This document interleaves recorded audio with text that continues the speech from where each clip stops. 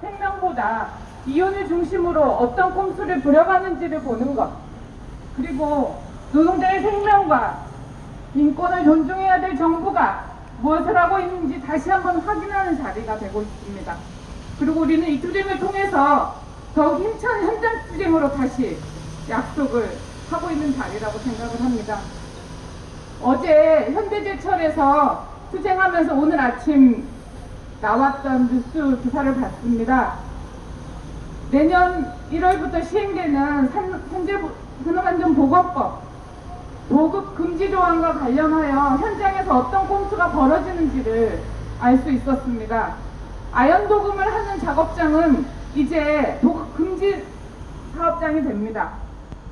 그랬더니 촉탁으로 그 자리를 채우겠다고 하는 현장에서 꼼수를 부리는 것을 보았습니다. 동지 여러분, 통영지청 소속은 아니지만 경남 지역에서 똑같은 일이 벌어지고 있습니다.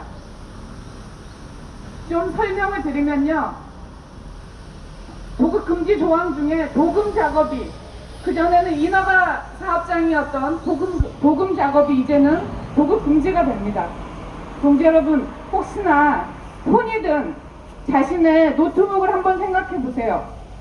알루미늄 껍질로 되어서 고급스러운 메탈 느낌이 나는 제품이 있을 겁니다. 요즘에는 냉장고도 그렇게 만들어지고 에어컨도 그렇게 만들어집니다.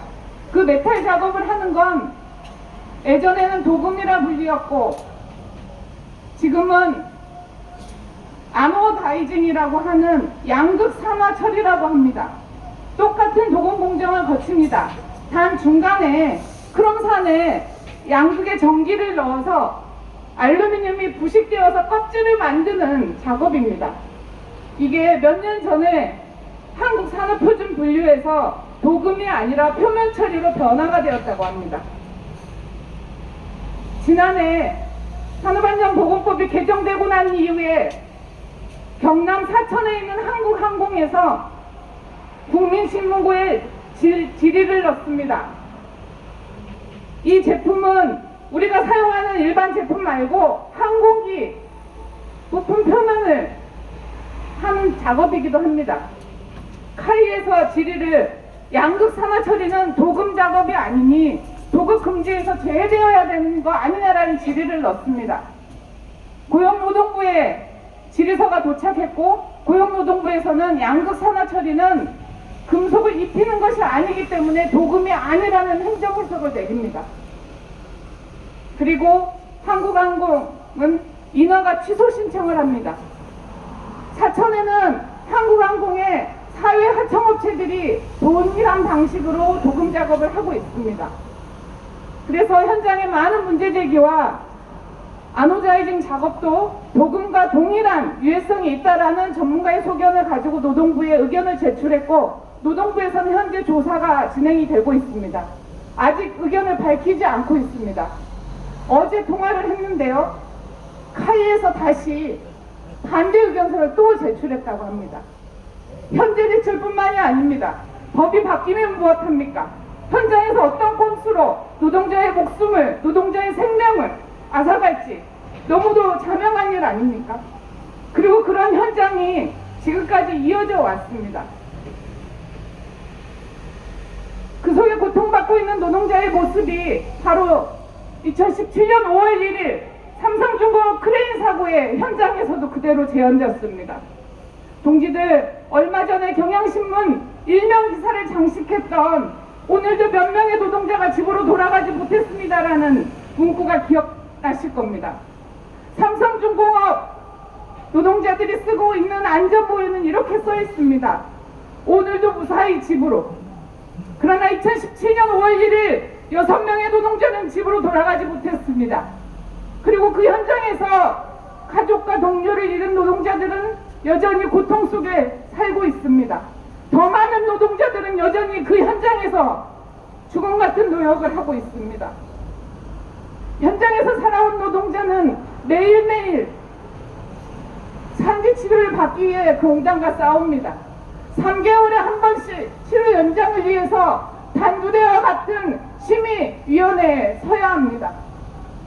며칠 전 울산에서 치료받고 있는 노동자 한 분이 전화가 오셨습니다. 심의위원회 갔더니 의사가 묻더랍니다. 병원 치료가 도움이 되냐고. 그게 무슨 말입니까? 빨리 이제 그만두고 현장에 가야 되는 거 아니냐라는 이야기입니다. 현장에서 내몰린 노동자는 치료조차도 제대로 받지 못하고 있습니다. 그런데 정작 책임을 져야 할 삼성중공업 원청은 단 300만 원의 벌금으로 처벌을 받게 되었습니다. 현재 삼성중공업 사건과 관련하여 항소심이 진행되고 있습니다. 피해 노동자 2분의 대리를 진행하여 항소심에 의견서를 제출하고 증인 신청을 요청했습니다. 일단 검사가 피해 노동자 2명의 증인 신청은 채택을 하게 되었습니다. 하지만 판사도 굳이 왜 이제 와서 그걸 해야 되느냐고 묻습니다.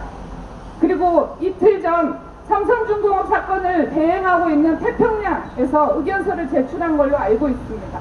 아마도 저희가 제출한 의견서가 타당하지 않다는 의견을 이야기하겠죠. 동지 여러분, 저는 항소심에 의견서를 제출하면서 사건 기록 전체를 다시 한번 살펴보면서 이런 생각을 했습니다. 철저한 꼬리 자르기가 애초에 사건 시작 때부터 시작되었다.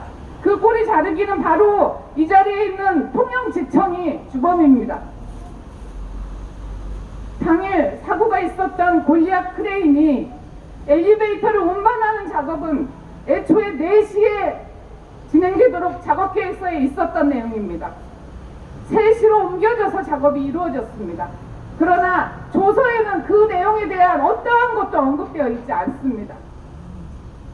애초부터 삼성중공업 원청에 대한 처벌을 하지 않고자 하는 꼬리 자르기가 분명하게 있었던 것입니다.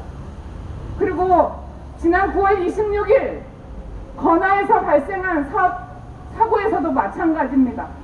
고용노동부 통영지청은 사고가 날 때 사고 당시의 상황만을 조사합니다. 왜 그 현장에 그 사고가 일어났는지, 어떠한 작업이 지속되어 왔는지 그 책임을 묻지 않습니다. 끝까지 진실을 밝히는 투쟁에 피해 노동자들이 함께하겠다고 약속하고 계십니다. 아픈 노동자가 스스로를 증명해야 되고 진실을 밝혀야 되는 잔인한 세상입니다. 그런데 며칠 전, 지난주죠, 김영준 특조위 권고안에 관련한 당정협의 내용을 발표하는 의원식 의원의 이야기가 저를 더 분노스럽게 했습니다. 맨 끝에 서서 원리와 원칙을 주장하는 것이 사회를 발전시키지 못한다라고 이야기했습니다. 사회 발전을 위해서 노동자의 목숨 따위는 아무것도 안중에 없다라고 한 몇십 년의 역사를 보여주는 것이라고 생각합니다. 동지 여러분, 그렇지 않습니까? 네. 전태일 열사가 돌아가신 지 49년, 우리는 끊임없이 많은 노동자들의 죽음을 보았고 눈물을 보았고 고통을 보았습니다. 아버지 어머니의 열악한 노동 환경과 죽음은 아이들, 노동자에게, 자식을 대모임하여 노동자 계급에게 다시 전가되고 있습니다. 이 잔인한 죽음을 끊는 것, 불평등 사회를 쪼개는 것, 위험의 의존을 금지하는 것, 그 어떠한 것도 누구에게 기댈 수 없습니다. 40여 년 동안 우리들이 직접 확인한 현장 투쟁으로 가능할 것이라 저는 생각합니다. 그래서 오늘 이 자리를 비롯하여 전국 순회 투쟁과 함께하는 그 힘을 모아 내년 더욱더 힘찬 현장 투쟁으로 이어갔으면 좋겠습니다. 함께하겠습니다.